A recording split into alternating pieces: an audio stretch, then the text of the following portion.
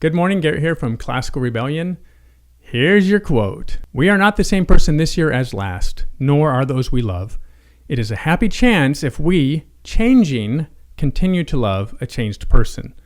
Somerset Maugham. This quote is packed with emotion as soon as we stop and consider how it is played out in our own lives. Now, I do disagree with Maugham. I don't think it's a happy chance that we continue to love someone. I think it's close to a freaking miracle that we continue to love someone as both parties are in transition. Somerset Maugham has managed to describe the feeling of, things just feel different now. He has defined why we might wake up next to a partner of several years and realize we've been sleeping next to a complete stranger. Now that Maugham has identified this dynamic, we have a better chance at choosing love. Choosing love is one of those simple concepts that is almost impossible to execute on a consistent basis. Choosing love is not a choice. It is an extremely difficult ability to develop. It takes years of self-awareness to develop it to the point where we can pull it off every now and then. The Bible says, perfect love casteth out all fear. However, when it comes to development, I think that statement is in reverse. By removing fear, perfect love is possible. Fear is a primary function of our existence. Unconditional love is a very advanced function of life that maybe 9 people have ever been able to pull off. You might feel as though I'm being awfully negative here, but our real situation is usually conditional love fueled by fears of loss and disappointment. Until we remove the fears, we will not be able to attain perfect love. Yes, we do love, and maybe we even love often, but it is still inconsistent, partly due to the dynamic that Maugham has described for us. Armed with this perspective, we can turn inward and try to observe where it is that we are changing.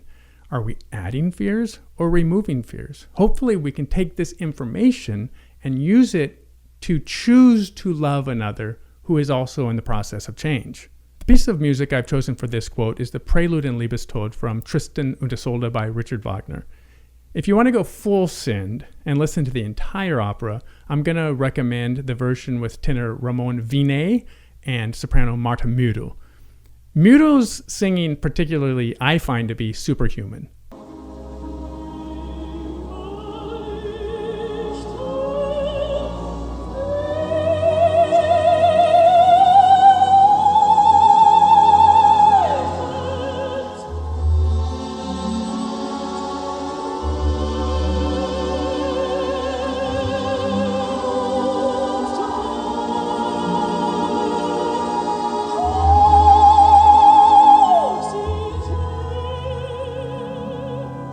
The doomed characters of Tristan and Isolde are unable to align their love for the entire drama, and they're only united at the very end in death. My hope is to obtain perfect love without having to die first. Yet, if we're to take it one step further, there might be something of a dying that needs to take place. The Hellenic concept of agape love, or unconditional love, comes to us through Christianity in the 13th chapter of 1 Corinthians. Make no mistake though, this is a Hellenic concept which was drafted into Christianity.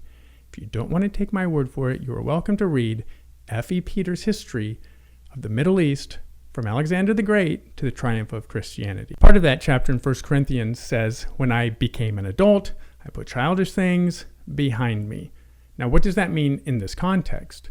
I personally think it means that we need to put childish and fearful emotions, such as envy, jealousy, insecurity, behind us if we're to ever have a shot at unconditional or perfect love. The child must die so the adult can live.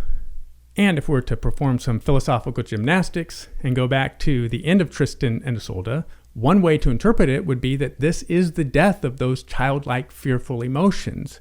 And what we have is 2 fully integrated individuals coming together in perfect love as adults. I like that interpretation.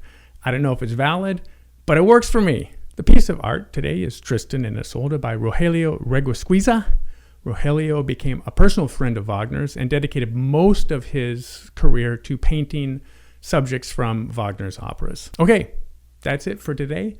I'm sending you all love, albeit conditional love based on whether or not you subscribe and follow. But nonetheless, sending you all love, and I'll see you tomorrow with another episode of your daily infusion of high culture. Hey, thanks for staying all the way to the end. Please subscribe and turn on notifications. You can also visit our website, classicalrebellion.com. And remember, the number one thing you can do right this very moment to support classical music and the high arts is share your love of the art form with others.